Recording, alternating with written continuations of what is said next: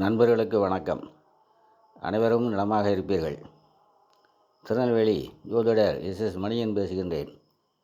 எனது ஜோதிட ஆசானும் எனது தந்தையுமாகிய கோயில்பட்டி திரு கே சங்கரன்பிள்ளை அவர்களையும் ஜோதிட மாமேதை ஜோதிட கலையரசு ஐயா ஆதித்ய குருஜி அவர்களை வணங்கிக் கொண்டு இப்பொழுது 7.5 சனி என்றாலே அனைவரும் நடுநடுங்கி போவார்கள். அப்பேற்பட்ட 7.5 சனியில் நன்மைகளும் நடக்கும். அது எப்போது என்பதை பற்றி பார்க்கலாம். 7.5 வருடங்கள் தொடர்ந்து நடக்கும் இந்த 7.5 சனி அமைப்பில் விரயச்சனி, சென்மச்சனி, பாதச்சனி என்பதை பற்றியும், ஒரு மனிதனின் வாழ்நாளில் 30 வருடங்களுக்கு ஒரு முறை வரும் இந்நிகழ்வில் முதல் சுற்று, 2ஆம் சுற்று, 3ஆம் சுற்று எனப்படும் மங்கு சனி, பொங்கு சனி, மரணச்சனி என்று 3 சுற்றுகள் பற்றிய விவரங்களை இப்பொழுது பார்க்கலாம். 7.5 சனி என்பது 3 பகுதியான 2.5 வருடங்களை கொண்ட ஒரு நிலையாகும். ஒரு ராசிக்கு பின் ராசியான 12ஆம் இடத்திற்கு சனி வருவது விரயச்சனி எனப்படுகின்றது.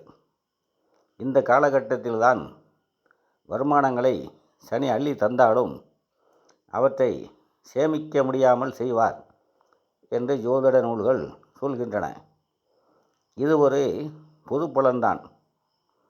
முதல் 2.5 ஆண்டு காலத்தில் ஒரு மனிதர் 7.5 சனியின் தாக்கத்தை உணர்வது இல்லை. சிலருக்கு அதீதமான பொருள் வரவும் விரயச்சனி காலத்தில் கிடைக்கவே செய்கிறது. இக்காலத்தில் ஒருவருக்கு தாராளமாக பணம் வரும். சொந்த ராசியில் சனி இருக்கும் நிலையே சென்மச்சனி எனப்படுகின்றது. இந்த 2.5 ஆண்டு காலத்தில் ஒருவரின் பிறந்த நட்சத்திரத்தின் மேல் சனி செல்லும். சுமார் 13 மாதங்கள் 20 நாட்கள், அதாவது சுமாராக வக்கிரநிலை அடைந்தால் இன்னும் தாமதமாக செல்வார். பொதுவாக 13 மாதங்கள் 20 நாட்கள் ஒரு நட்சத்திரத்தை கடக்க சனி எடுத்துக்கொள்ளும் காலமாகும். இந்த காலத்தின் போது கடுமையான கெடுபலன்களை தருவார்.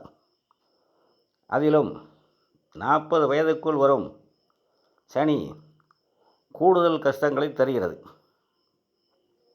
பிறந்த நட்சத்திரத்தில் சனி செல்லும்போது பெரும்பாலானோருக்கு வாய்விட்டு அழும்படியான மன அழுத்தம் உள்ள நிகழ்ச்சிகள் நடக்கின்றன.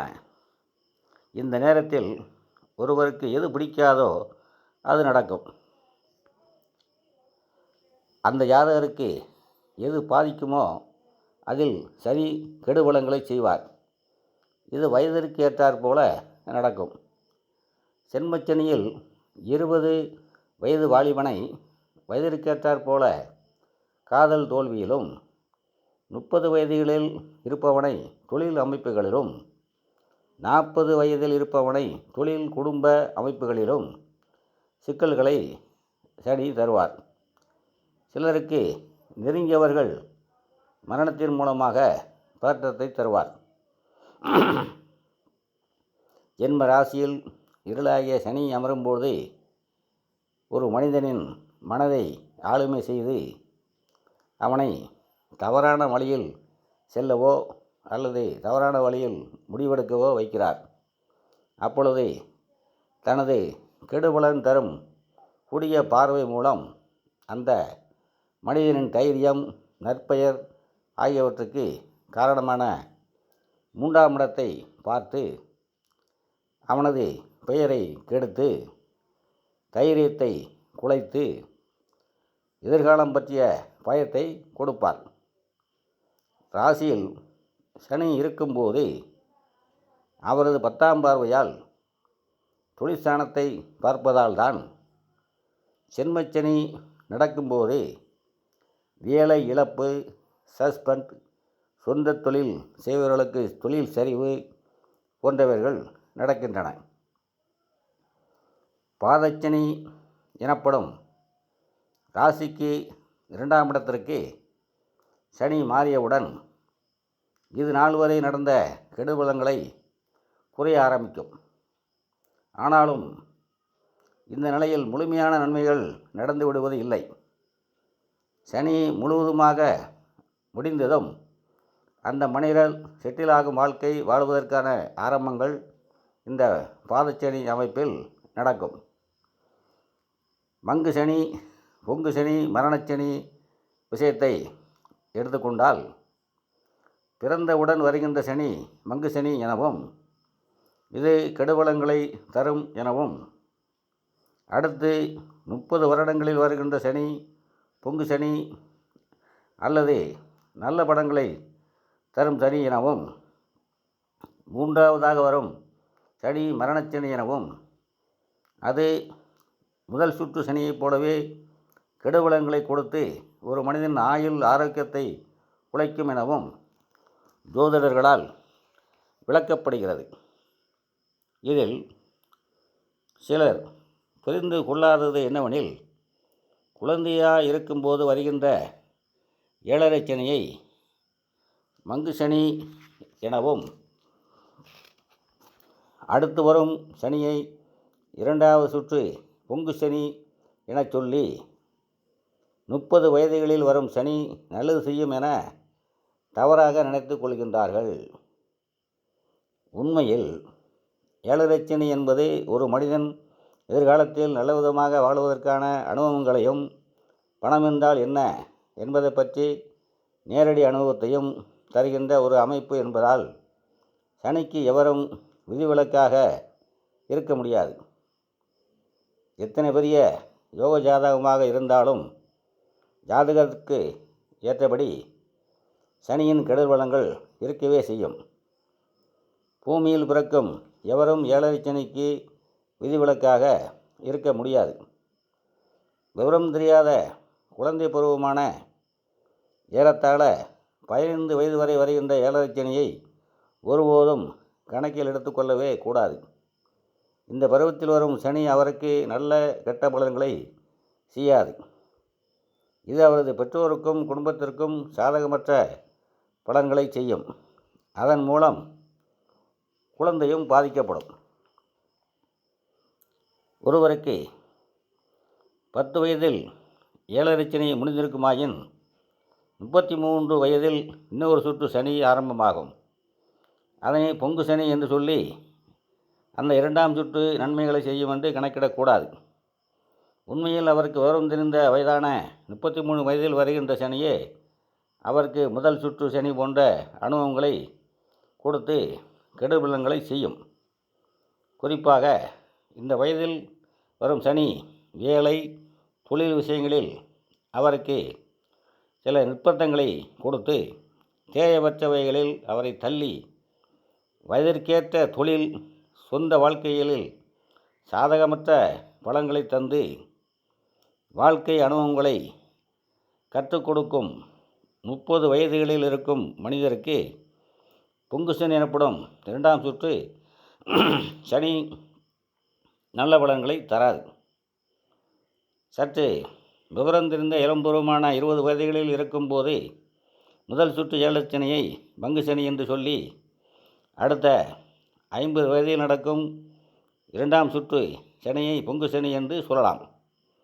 50 வயதுகளில் வரும் சனி பெரிய கெடுதல்களை தருவதில்லை, மாறாக நன்மைகளை செய்யும்.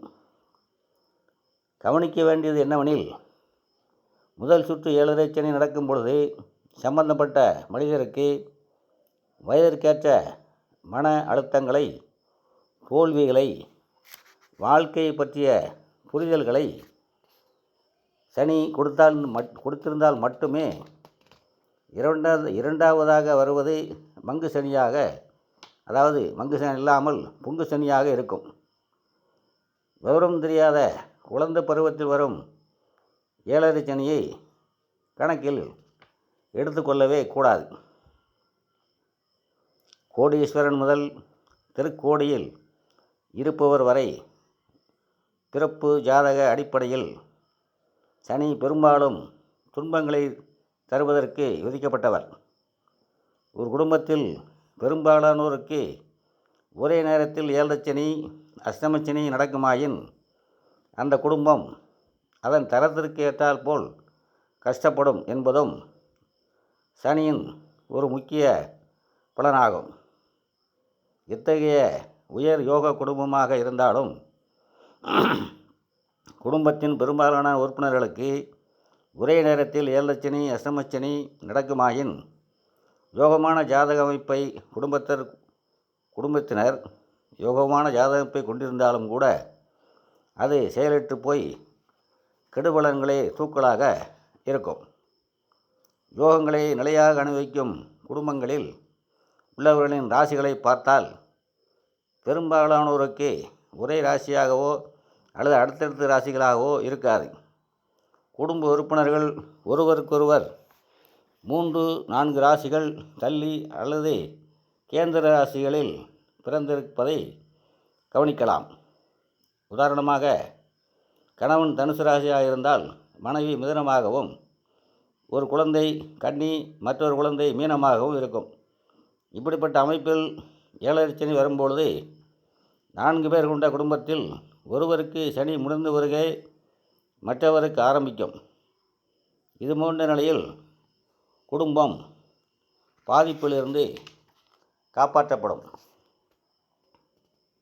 மாறாக குடும்ப உறுப்பினர்கள் அடுத்தடுத்த தொடர் ராசிகளாகவோ ஏக ராசி என்று சொல்லப்படும் ஒரே ராசியாகவோ இருந்தால் ஏழரைச்சனி அஷ்டமச்சனி நடக்கும் பொழுது கடுமையான பொருளாதார சிக்கல்கள், குடும்ப பிரச்சனைகள் மற்றும் தாங்க முடியாத இழப்புகள் என அக்குடும்பம் கடும் புயலில் சிக்கி தவிக்கும் படகு போல அமைந்துவிடும்.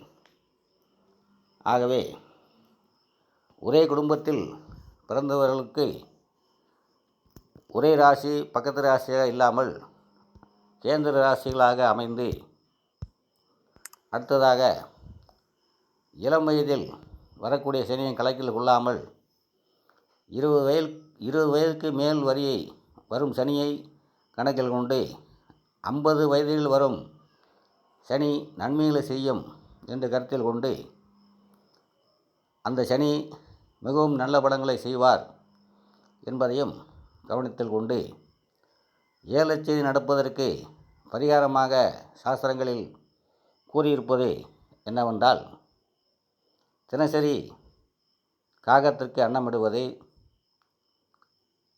அனுமன் கோவிலில் சென்று வெற்றிலை மாலை அணிவித்து அனுமனை வழிபடுவது,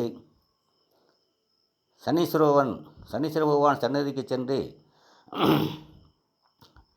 நல்லெண்ணெய், எள்ளை வெள்ளை துணியில் பொட்டலம் கட்டி நல்லெண்ணெயில் முக்கி சனி பகவான் முன் இருந்து கொண்டிருக்கும் விளக்கில் போட்டு விடுவது.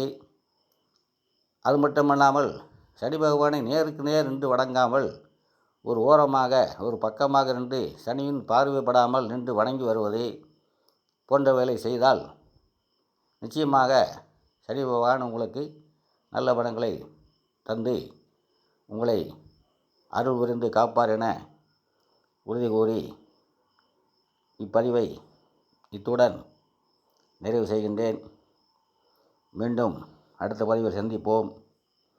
எனது பதிவு பிடித்திருப்பவர்கள் இதுவரை சப்ஸ்கிரைப் செய்தவர்கள் சப்ஸ்கிரைப் செய்யுமாறும், லைக் செய்யுமாறும், கமெண்ட் செய்யுமாறும் அன்போடு கேட்டுக்கொள்கின்றேன்.